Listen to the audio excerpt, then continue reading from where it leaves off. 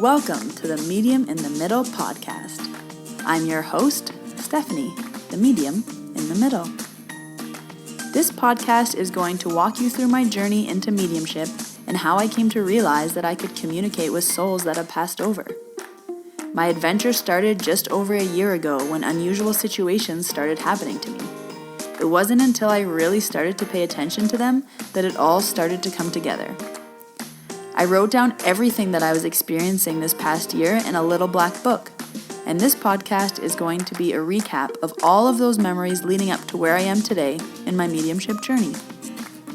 I will be releasing new episodes every Tuesday, and I recommend listening to the podcast in order, starting with episode 1, as my story will unfold more week by week. If you would like to stay connected with me, follow me on Instagram at mediuminthemiddle.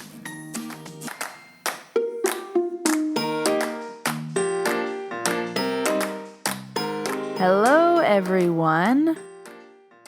Welcome to episode 22. In today's episode, we are going to be talking about part 2 of what happened at my cousin's wedding. So if you haven't listened to part 1 yet, pause this episode, go back to episode 21, and listen to the first half of the story, and this is going to be the second half.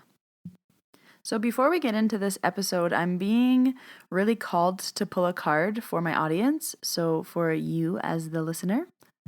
And as I was just shuffling the cards, my intention was what the world needs to know right now. So I'm not sure if this is just happening to me. The past few weeks, I've received a lot of bad news in my circle, so nothing specifically bad has happened to me, but a lot of bad things have been happening to people around me, or tragedies. People getting sick, people passing away, people getting into accidents. Just a lot of stuff has been happening where all the news seems to be not good news. And I was really thinking to myself this week, why is there so much bad happening right now? This has to be a season, a reason, what's going on? And it's really hard to find a reason when bad things are happening. So as I was just shuffling the cards, this card literally fell out and fell onto the floor. So I am playing with an oracle card deck, and the card is number 29, Coming to Life. And when I open my book to read what it stands for, it is something beautiful is being born in your life. So I'll read the description, but just that alone kind of really resonated with me because whenever there is endings and deaths, there's always renewal and birth and change and new. And I really feel like this time right now is a lot of change and a lot of shedding of what we don't need and bringing in new things. And it's really hard to see that when negative things are happening. So I'll read the card description. When you look at your life, can you see how you've grown and evolved over time? Perhaps you shed skins and identities and created new ones, or at the very least matured in your ideas about yourself and the world you inhabit. You know things take time, and Spirit's timetable is rarely in sync with your own. This card indicates that a long-held dream is beginning to show signs of life. You must try not to coax it along or shape it according to your desires.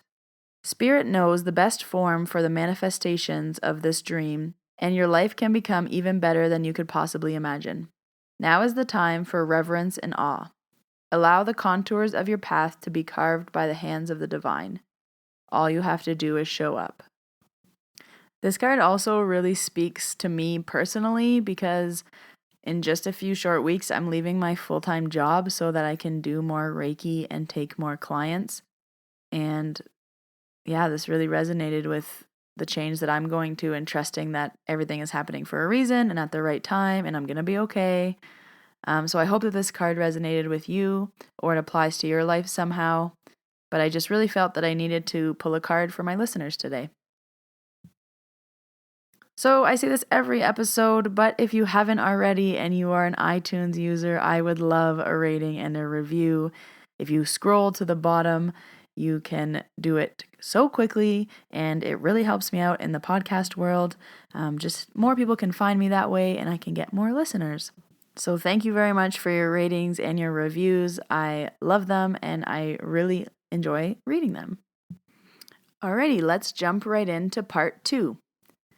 So as I mentioned in part 1, I started with channeling the bride's grandpa, and he spoke to the bride and her mother. And after that, I kind of went back to my other cousins, told them what happened, and more things started to funnel through. So I'm going to be telling the 3 other experiences on today's episode, and I'm going to start first with my cousin's boyfriend. So the first one happened by my cousin asking me if I could channel her boyfriend's grandpa for him. She said that they were really close and she thinks that he would really like to kind of connect with him. And I said to her, "Did they used to golf together a lot?" And she said, "I don't know, you should ask him." So I said, okay. So I went over to him and I asked him if they used to golf together a lot. I said, "Hey, did you used to golf a lot with your grandpa?" And he said, "No, not really." I said that he was saying that he wants him to go to the place that they always talked about going, and it almost seemed unattainable. But wherever this is, he's shaking his arms back and forth. So if he's not golfing, it's something where your hands are moving back and forth. So in my mind's eye, I kind of saw his grandpa like wailing his arms. It looked like golf to me, but it could be something else. And my cousin's boyfriend was a skeptic, so he told me this from the beginning when I met him, and all my cousins were kind of telling him about me. He was just like, "I don't believe, but if you believe, that's cool." He was super respectful about it. So when I did start to tell him about his grandpa, he was giving me nothing. To be honest, he was saying no to most things that I was saying, and he was just like, "Nope, doesn't make sense, doesn't land." So then I just kept going and I said, "Okay, if this isn't making sense for you, I'm just going to tell you what he's telling me." So for reference of this story, we're going to call my cousin's boyfriend Johnny. So I said, "Okay, Johnny, if this doesn't make sense for you, that's fine. I'm just going to tell you what he's telling me the way I understand it." So I just continued going with what the grandpa was channeling through. So I said that Johnny was going to come into some money and it's going to be in August. And whatever the amount of money that he's going to get, it's going to be the exact amount of what this trip would have costed. So for example, if he comes into $3,200, he's going to get that amount, and that's how much the trip is going to be. So his grandpa is saying, when you get that chunk of money, remember that I said I want you to spend the money on the trip that we said we would always take together. He ended up telling me afterwards that him and his grandpa were meant to go on a trip to Italy, and when they were there, they were supposed to do this boxing thing. So they were going to go to Italy for this boxing trip. And I was like, oh, that makes sense because I see wailing of the arms. I thought maybe golf, but it could also be boxing for sure. And then I just continued on and I said, in June, something big is going to happen at work for you. I said it's going to be something unexpected but well-deserved.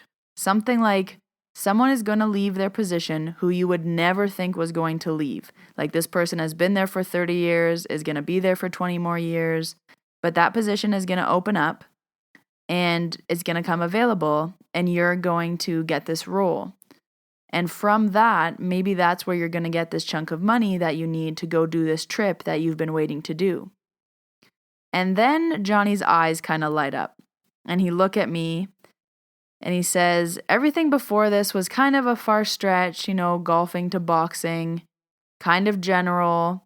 He's like, but that last part was a little too close to home and too true about his work situation.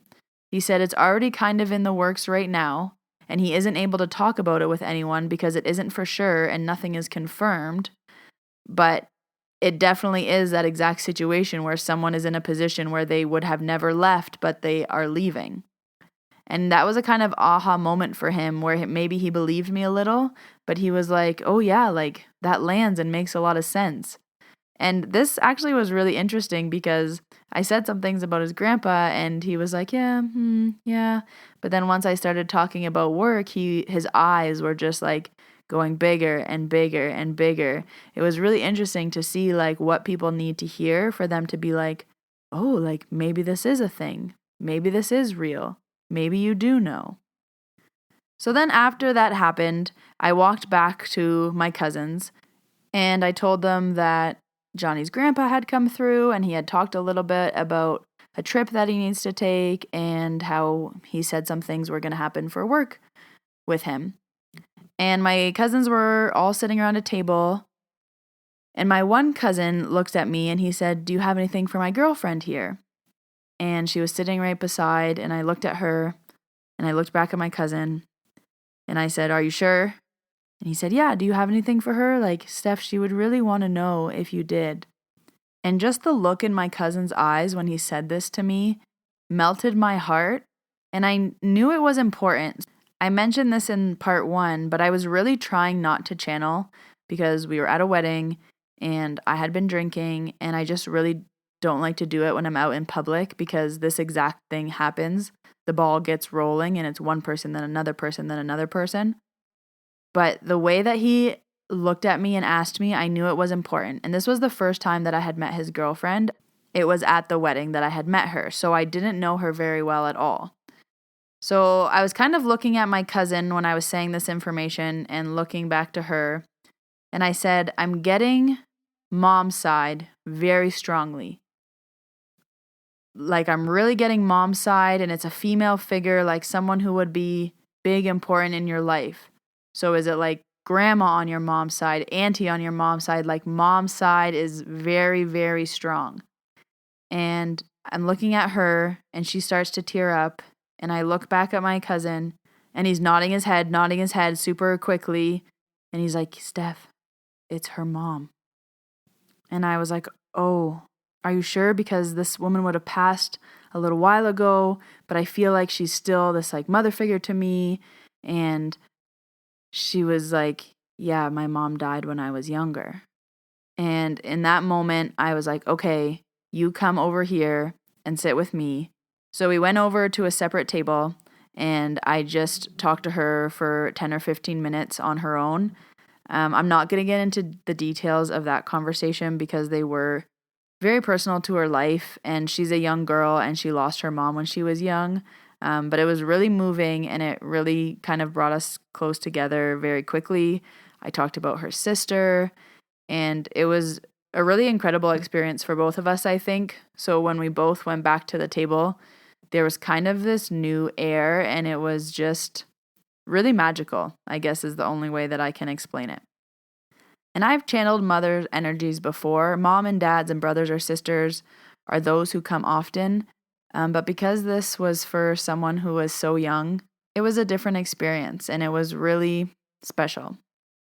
Things like that experience and that conversation are what make me want to keep driving forward and do mediumship and pursue it and put myself out into the world as a medium and take any criticism, or if people think I'm crazy or they don't believe me.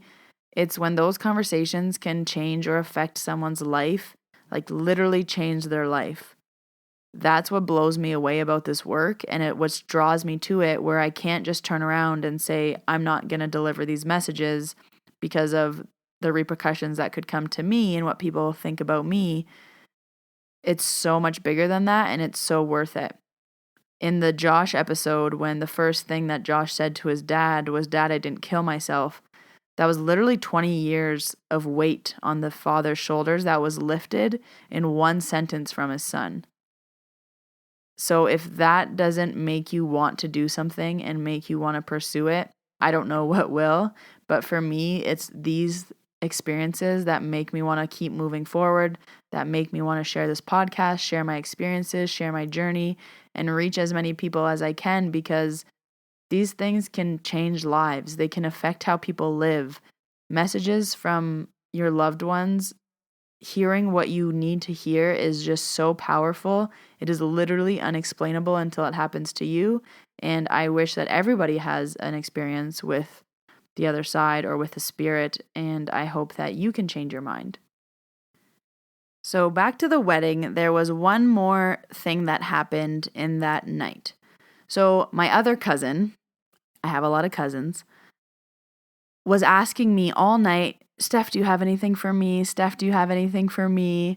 We were dancing, and she'd come up beside me and be like, "Steph, do you have anything for me?" And I always say, "Oh, you have to be close to me." So she'd dance even closer. And she just kept saying, anything for me, anything for me. Steph, what about me? So then finally I said, okay, I have something for you, but it's not for you. It's for a friend of yours. I said, this friend lives in Michigan, and it's a girl, and she has 2 sisters. And the person that's trying to come through, their name starts with J-E. I said, it's a man, and he passed recently of a death that wasn't supposed to happen. It was a tragic death. He was way too young to die. He was in his mid-30s, early 30s, and he wasn't supposed to die. So this wasn't like he had cancer and he died, something happened and he died. No, he was somewhere, something happened, and he wasn't supposed to die when he did. I said he would have died recently, but recently for me means in the past year. And then I said his message is for a girl, and he wants her to know that life isn't fair. He said she needs to hear this right now, and he knows his death wasn't fair, life isn't fair, it never was going to be fair, it never is going to be fair, but she needs to move on, and she still needs to live her life because she can't keep searching for answers and holding on to the past. Life isn't fair. He knows life isn't fair. He knows he wasn't supposed to die, but he did, and he wanted her to just move on and keep living her life the way she wants to. So I was telling this to my friend, and I said, I don't know what his name is, but his name starts with J-E, and this message is for your friend, and it might not make sense to you, but it's going to really make sense for her. So I was in Ontario for this visit for the wedding for just 2 days, and then I went back home to Banff, and a month later I went back for a visit for a week. And when I went back during that week, my cousin, she came up to me and she said, Steph, I found out who my friend was, who the message was for. And to be honest, I had forgotten that I even had said that to her. And I said, what do you mean? She's like, remember when you told me at the wedding, that man that died, and his name started with J-E, and you told me it was for my friend who had 2 sisters? And I was like, oh yeah. She said, I found out who it was for. I only have 2 girlfriends from Michigan who both have 2 sisters. And the one friend, her name is Jessica, J-E. And her first cousin recently passed away, and he was in his mid-30s, and he died in a car crash in a car that he wasn't even supposed to be in. And his girlfriend was named Jessica, also J-E, and his first name started with J-E. So she said, at first I thought the message was for my friend Jessica about her cousin. But then when I told her about it, she said, no, this message is for his girlfriend. So at the time, the girlfriend was trying to decide what she should do for school. So she wanted to move away for school, but she felt guilty. So she was going to stay for school, but she knows that that's not what he would have wanted her to do. He would have wanted her to live her life. And she was going back and forth with this guilt of what to do. And she was really stuck because she didn't know how to move forward. So my cousin said she needed to hear that from him because she was so held up on the past that she couldn't move forward. And she said that it was kind of the hard message that she needed to hear. So she said, I was really happy that I found out which friend it was for because I could deliver that message. And my friend, who it was her cousin that passed, was really happy that the girlfriend heard what she needed to hear from him. So that is the full story of what happened at my cousin's wedding. After that, I said, I'm done, I'm off. And I ran to the dance floor and I just wanted to continue to enjoy the rest of the night. But it was still really special and really nice to be able to deliver these messages to people who needed to hear it. And I really believe that when spirit needs to get through, when you need to hear a message, they will find a way to get it to you. They will find a way to communicate, even if it's at a wedding at 11 p.m. So thank you again for listening. I am so appreciative that people listen to my podcast and that you are interested in my story and in my journey. Thank you for everyone who has told a friend about me. If you haven't told a friend, tell a friend. Anyone looking for a podcast to listen to, they have quite a lot of content now to catch up on. And as I mentioned, I release a podcast every Tuesday. So if you press that subscribe button, it will pop up in your library every Tuesday. So thank you again for listening. My name is Stephanie. I am the medium in the middle. And I will see you next week. Bye, everyone.